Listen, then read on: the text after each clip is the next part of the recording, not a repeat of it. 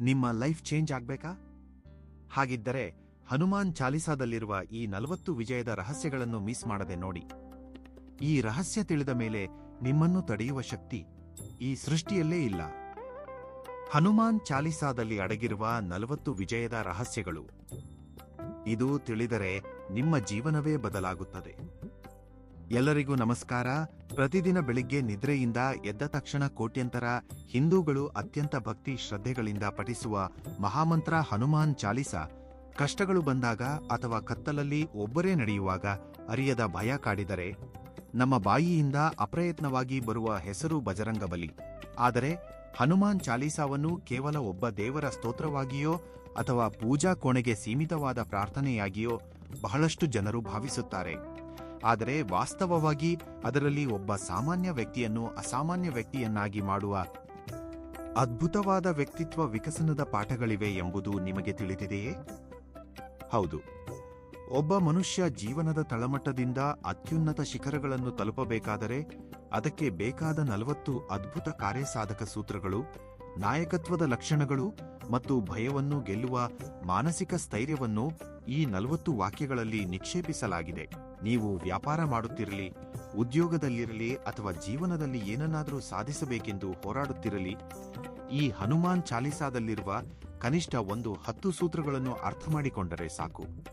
ನಿಮ್ಮನ್ನು ತಡೆಯುವ ಶಕ್ತಿ ಈ ಸೃಷ್ಟಿಯಲ್ಲಿ ಯಾವುದೂ ಇರುವುದಿಲ್ಲ. ಸಾವಿರಾರು ರೂಪಾಯಿ ಖರ್ಚು ಮಾಡಿ ವ್ಯಕ್ತಿತ್ವ ವಿಕಸನ ತರಗತಿಗಳಿಗೆ ಹೋಗುವ ಅಗತ್ಯವೇ ಇಲ್ಲ. ಇಂದು ನಮ್ಮ ವಿಡಿಯೋದಲ್ಲಿ ಪ್ರತಿ ಮನುಷ್ಯ ಖಂಡಿತವಾಗಿಯೂ ತಿಳಿದುಕೊಳ್ಳಬೇಕಾದ ಆ ವಿಜಯದ ರಹಸ್ಯಗಳನ್ನು, ಇಂದಿನ ಯುವಜನತೆಗೆ ಹನುಮಾನ್ ಚಾಲಿಸಾ ಕಲಿಸುವ ಜೀವನ ಪಾಠಗಳನ್ನು ಈಗ ನಾವು ಈ ವಿಡಿಯೋದಲ್ಲಿ ವಿವರವಾಗಿ ತಿಳಿದುಕೊಳ್ಳೋಣ. ಈ ಅದ್ಭುತ ಪ್ರಯಾಣಕ್ಕೆ ಸಿದ್ಧರಾಗಿರಿ. ಎಲ್ಲಿಯೂ ಸ್ಕಿಪ್ ಮಾಡದೆ ಕೊನೆಯವರೆಗೂ ನೋಡಿ. ಮೊದಲನೆಯದಾಗಿ ನಾವು ಹನುಮಂತ ಎಂದರೆ ರಾಮಭಕ್ತ, ಮಹಾಬಲಶಾಲಿ ಎಂದುಕೊಳ್ಳುತ್ತೇವೆ. ಆದರೆ ಗೋಸ್ವಾಮಿ ತುಳಸೀದಾಸರು ಮೊದಲ ಶ್ಲೋಕದಲ್ಲೇ ಅವರನ್ನು ಜ್ಞಾನಗುಣಸಾಗರ ಎಂದು ವರ್ಣಿಸಿದ್ದಾರೆ. ಇದರ ಅರ್ಥವೇನೆಂದರೆ, ಬಲ ಯಾರಿಗಾದರೂ ಇರಬಹುದು, ಆದರೆ ಆ ಬಲವನ್ನು ಸರಿಯಾದ ದಾರಿಯಲ್ಲಿ ಹೇಗೆ ಬಳಸಬೇಕೆಂಬ ಜ್ಞಾನ ಮತ್ತು ಸುಗುಣಗಳು ಇದ್ದರೆ ಮಾತ್ರ ಅವನು ನಿಜವಾದ ನಾಯಕನಾಗುತ್ತಾನೆ.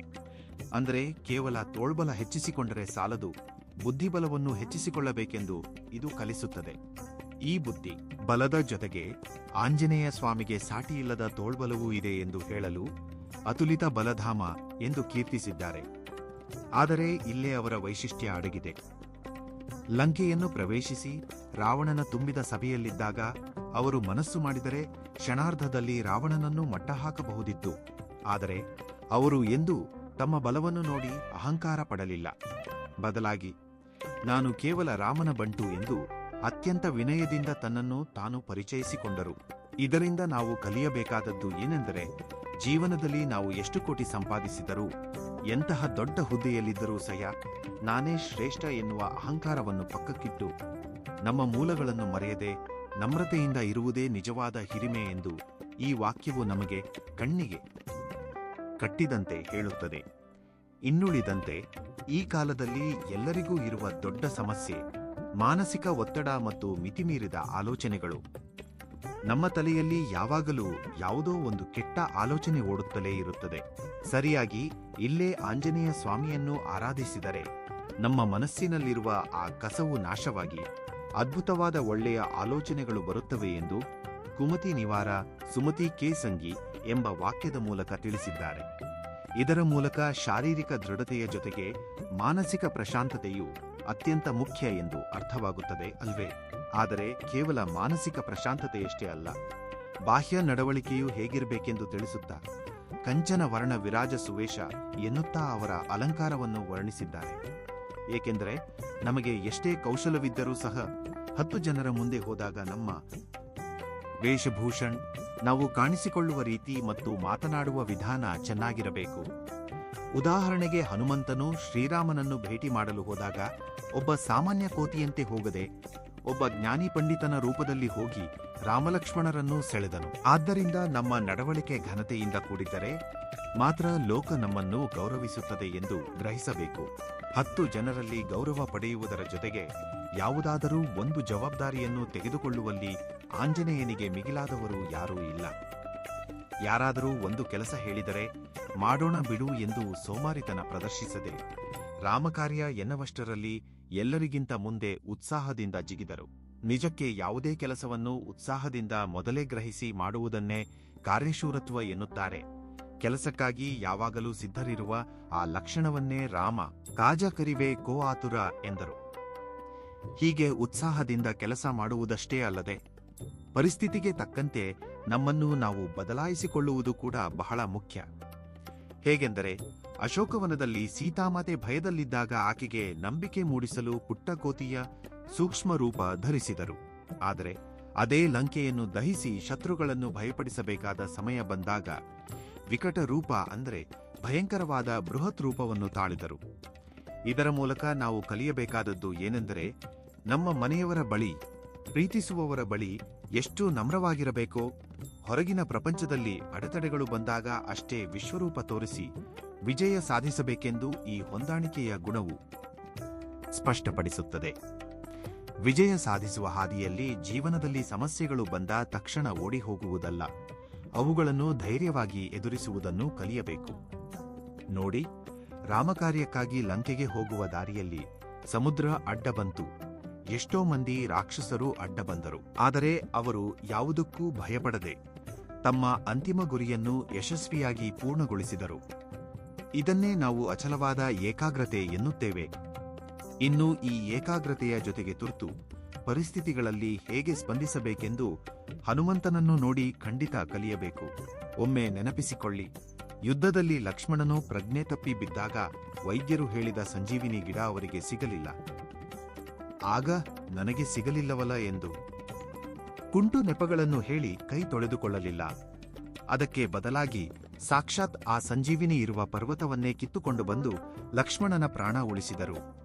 ಹೀಗೆ ವಿಪತ್ಕಾಲದಲ್ಲಿ ವಿಭಿನ್ನವಾಗಿ ಆಲೋಚಿಸಿ ಸಮಸ್ಯೆಯನ್ನು ಪರಿಹರಿಸುವ ವ್ಯಕ್ತಿಗಳನ್ನು ಯಾರಾದರೂ ಸರಿ ಎದೆಯಲ್ಲಿಟ್ಟುಕೊಳ್ಳುತ್ತಾರೆ.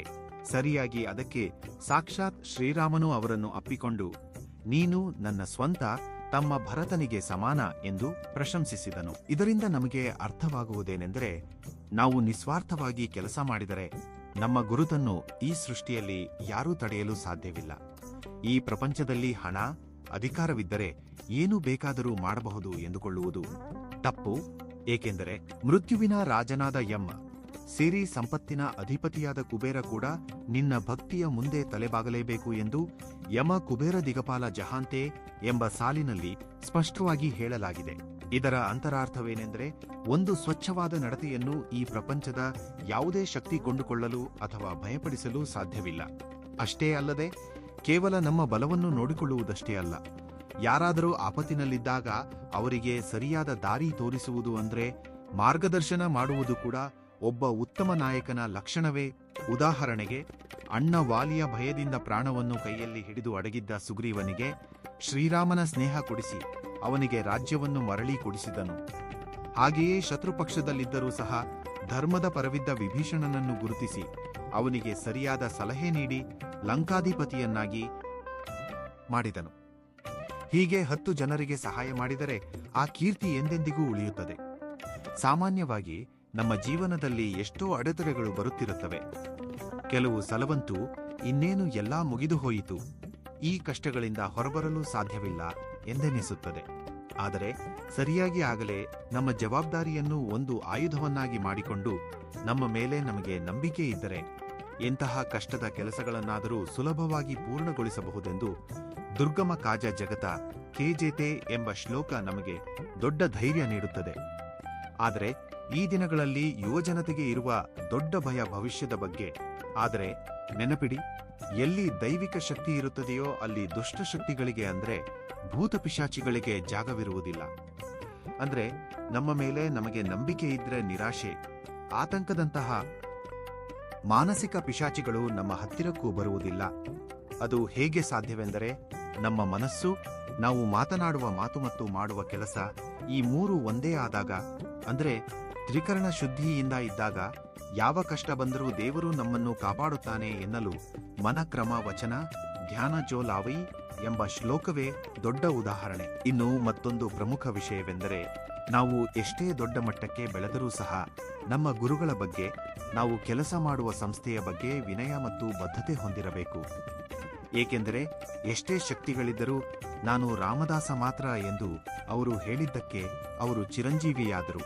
ಮತ್ತೊಂದೆಡೆ 100 ತರಹದ ದೇವತೆಗಳ ಸುತ್ತ 100 ತರಹದ ಬಯಕೆಗಳೊಂದಿಗೆ ಗೊಂದಲಕ್ಕೊಳಗಾಗುವುದಕ್ಕಿಂತ ಪೂರ್ಣ ಏಕಾಗ್ರತೆಯಿಂದ ಒಬ್ಬ ಹನುಮಂತನನ್ನು ನಂಬಿಕೊಂಡರೆ ಸಾಕು. ಅವರ ದೇವತಾಚಿತ್ತಾನ ಧರಯಿ ಎನ್ನುವಂತೆ ಅವರು ನಮಗೆ ಬೇಕಾದ ಬಲ, ಧೈರ್ಯ ಎಲ್ಲವನ್ನೂ ನೀಡುತ್ತಾರೆ. ಇಂತಹ ಏಕಾಗ್ರತೆಯಿಂದ ಯಾವುದೇ ಒಂದು ಕೆಲಸ ಶುರು ಮಾಡಿದಾಗ ನನ್ನಿಂದ ಸಾಧ್ಯವೋ ಇಲ್ಲವೋ ಎಂಬ ಅನುಮಾನ ಇರಲೇಬಾರದು.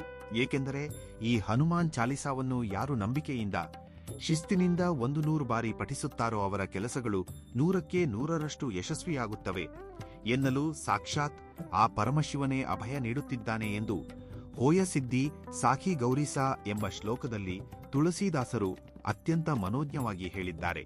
ಇವೆಲ್ಲವನ್ನೂ ತಿಳಿದುಕೊಂಡ ನಂತರ ನಾವು ಕೂಡ ಹಣ, ಅಂತಸ್ತಿಗಿಂತ ಮನಸ್ಸಿನಲ್ಲಿ ಒಳ್ಳೆಯ ಆಲೋಚನೆಗಳು ಮತ್ತು ಶಾಂತಿ ಇರುವುದೇ ನಿಜವಾದ ಆಸ್ತಿ ಎಂದು ತಿಳಿದುಕೊಳ್ಳಬೇಕು. ಅದಕ್ಕೆ ನನ್ನ ಹೃದಯದಲ್ಲೇ ನೀನು ರಾಮಲಕ್ಷ್ಮಣ, ಸೀತಾ ಸಮೇತನಾಗಿ ವಾಸವಿರು ತಂದೆ ಎಂದು ಅವರನ್ನು ಪ್ರಾರ್ಥಿಸಬೇಕು. ನೋಡಿದಿರಲ್ಲವೇ, ಹನುಮಾನ್ ಚಾಲಿಸಾ ಎಂಬುದು ಕೇವಲ ದೇವಸ್ಥಾನದಲ್ಲಿ ಕಣ್ಣು ಮುಚ್ಚಿ ಓದುವ ಪ್ರಾರ್ಥನೆ ಮಾತ್ರವಲ್ಲ. ನಿಜಕ್ಕೂ ಇದು ಭಯದಿಂದ ನಡುಗುವ ಕ್ಷಣಗಳಲ್ಲಿ ನಮಗೆ ಬೆಂಬಲವಾಗಿ ನಿಲ್ಲುವ ಒಂದು ಬ್ರಹ್ಮಾಸ್ತ್ರ. ಹಾಗೆಯೇ ದಾರಿ ಕಾಣದ ಕತ್ತಲಲ್ಲಿ ನಮಗೆ ದಾರಿ ತೋರಿಸುವ ಒಂದು ಅದ್ಭುತ ದಿಕ್ಸೂಚಿ. ಈ 40 ಶ್ಲೋಕಗಳಲ್ಲಿರುವ ಒಂದು ಪಾಠವನ್ನು ನಾವು ನಮ್ಮ ನಿಜ ಜೀವನದಲ್ಲಿ ಅಳವಡಿಸಿಕೊಂಡರೂ ಸಹ ನಮ್ಮ ವಿಜಯವನ್ನು ಯಾವ ಶಕ್ತಿಯೂ ತಡೆಯಲು ಸಾಧ್ಯವಿಲ್ಲ.